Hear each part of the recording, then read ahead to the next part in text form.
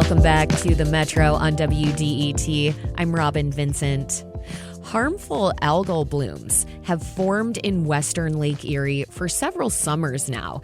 The National Oceanic and Atmospheric Administration monitors the organisms to see how large and potentially toxic they might become. WDET's Morning Edition Detroit host Pat Batcheller has been reporting on this environmental issue for many years. Pat, welcome back to the Metro. Thank you for having me.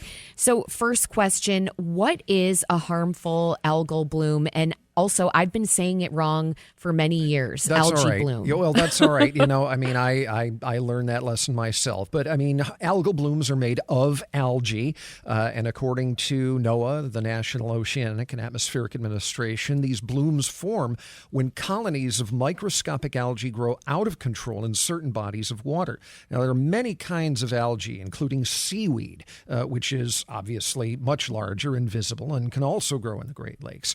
The kind of algae we're talking about here are called cyanobacteria, and when enough of them grow in one place, they produce a bluish-green scum on the surface of the water. And under the right conditions, they produce a toxin that can sicken humans and animals, which makes them harmful. So, Pat, why is this an annual problem in Lake Erie? Well, cyanobacteria feed on nutrients such as farm fertilizer that contains phosphorus. And when farmers treat their fields in the spring, rain can wash some of those chemicals into creeks, streams, and drains that eventually make their way to larger bodies of water, such as rivers and lakes. The more phosphorus, the more nutrients that algae can feed on. And because we have a lot of farmland in southern lower Michigan and northwest Ohio, the fertilizer that runs off of those fields eventually flows into the Maumee River in Toledo, and that empties into the western end of Lake Erie. And because Lake Erie is the shallowest of the Great Lakes as well as the warmest, it's an ideal feeding ground for cyanobacteria, which thrive in warm, shallow water. And it's not just a problem in Lake Erie. NOAA says every coastal state, every Great Lakes state experiences harmful algal blooms. We focus on Lake Erie because, it's right here at our doorstep. Sure. This is a reminder of how connected all of our waterways really are. We're talking about harmful algal blooms in Lake Erie. Our guest is Morning Edition Detroit host Pat Batcheller. Pat, who is monitoring this problem? Well, that's the job of researchers at NOAA and the Great Lakes Environmental Research Laboratory. They work with other agencies and scientists at Heidelberg University in Ohio. And every spring, they predict how severe they think a harmful algal bloom might be based on several factors, including the amount of phosphorus they find in the Maumee River. I spoke with oceanographer Rick Stumpf, who's been working on this for, a long time. And he says they rate bloom severity, the estimated bloom severity on a scale of 1 to 10, with 10 being the worst. And he doesn't expect this year's bloom to be that bad. Right now, we're estimating between a 2 and a 4.5. And so if it's down at a 2 level, which would be equivalent to definitely smaller than last year, if we hold that a little bit drier, and up to 4.5, which would be a little larger than last year's bloom, if we go to a bit above normal rainfall for the next 2 months. And what do you base that forecast on? We look at what we call bioavailable phosphorus, predominantly from the Maumee River. And bioavailable is the phosphorus that the algae can actually use easily. So we look at what comes down the Maumee River and from the beginning of March up through July. So at this point, we have 2 months of data, March and April, and we work with Heidelberg University. They have an extraordinary monitoring program out to collect data every day at one of the U.S. Geological Survey gauging stations. So we have that data for 2 months. And then we forecast out with one of our sister offices in NOAA at the Weather Service, the Ohio River Forecast Center, who does forecasts of the river flow going out 2 months. So we combine the two together to do this forecast, and we update this. We'll update this weekly till we come up with, at the beginning of July, what we consider the official forecast with a more complex ensemble. Where does that phosphorus come from? Most of the phosphorus now comes from agricultural areas. If you go in the past, many decades ago, a lot came from point sources, which would have been sewage treatment plants and factories and that sort of thing. But a lot of it now is phosphorus coming off of fields. And what makes harmful algal blooms potentially harmful? Key one with the cyanobacteria, they have a toxin in them, and it can be quite harmful if people swallow it.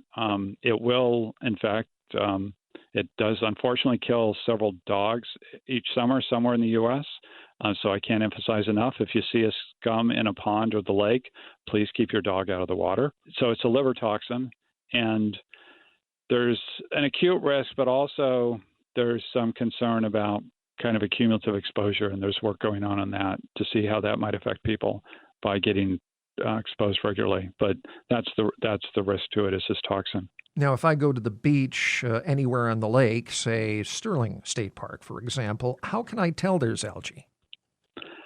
Well, there's a few things.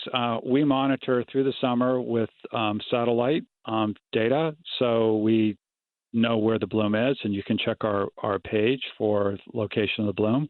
In addition to that, the type of algae common in Lake Erie tends to be greenish, and if it's calm, it produces a scum on the water. So if you see a scum, you definitely know you don't want to be in it. If it looks quite green, almost like a green sawdust would be the best description. If you see what looks like green sawdust in the water, then I would say probably limit your swimming. If you don't see it, and we don't say it's in the area, you should be fine. I can't emphasize enough that the bloom doesn't cover the whole lake. It doesn't cover the whole western basin. It moves around a lot, so there can be an east wind, and the folks in Michigan coast might get more of the bloom, and then if it shifts to a west or northwest wind, it might move to Ohio. And a southwest wind, it ends out blowing at the center of the lake and over to Ontario. So it does move around a lot. So definitely don't assume it's there. Check in advance, because you may find you've got a perfectly good day to go swimming. Now, you've been researching harmful algal blooms for many years now. What have you learned about them? We've certainly improved our ability to forecast where they are, our ability to detect them. So methods that we've developed on Lake Erie for using satellite, we found we can apply to thousands of lakes around the country. So Lake Erie has been a huge benefit to knowing where blooms are elsewhere. We've learned that there are different types, and they have the toxicity changes. So like they're more toxic early in the season, and they become a little less toxic as they go on. And of course, being live organisms, there are things we still don't know about what makes them work. So sure. Some years we're a bit off on the forecast, and we work on those to try to solve that. How vital is this work in protecting public health? There's kind of two parts to this. So our goal for this is to protect health, so that people become aware that there are blooms and there's a health risk. And also it's a community and business level too, because we have found that if people think it's going to be a problem, they maybe just won't go to the lake at all. So they might not go fishing, even though there are plenty of places to go out on the water. And so our goal is to try to make sure people are safe, and they know where they can go safely, and also that they can enjoy the lake and go boating, go fishing, go kayaking, do things, enjoy the lake as well, which benefits the whole community. So it really matters on both accounts.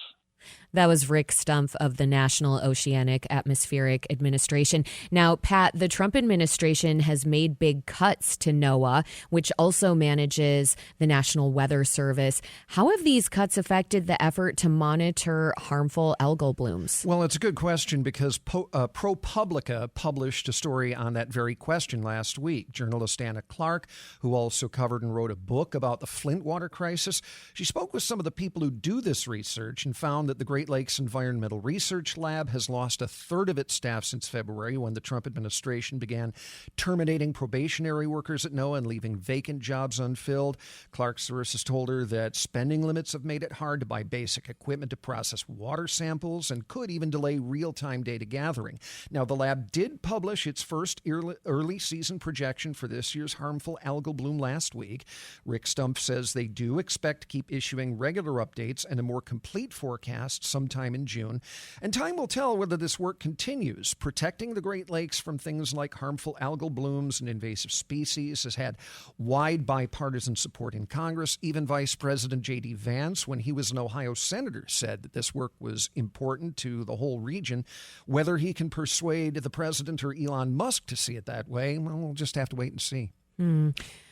Before we let you go, Pat, in the last 30 seconds we have here, what spurred your interest in the issue of algal blooms? Well, it was back in 2014 when the Toledo water system became contaminated with this toxin from a large algal bloom, and that affected about 500,000 people who get water from Toledo in Northwest Ohio, also some communities in Michigan.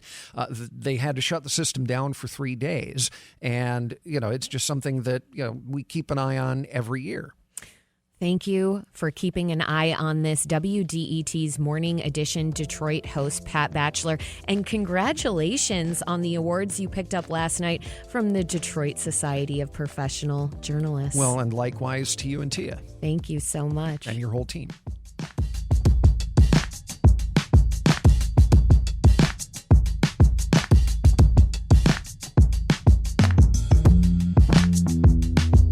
Coming up, as the National Public Housing Museum opens its doors in Chicago, we turn to a story from Detroit, where one man is keeping the spirit of the Jeffries projects alive, one memory at a time. We'll be right back here on the Metro. Stay with us.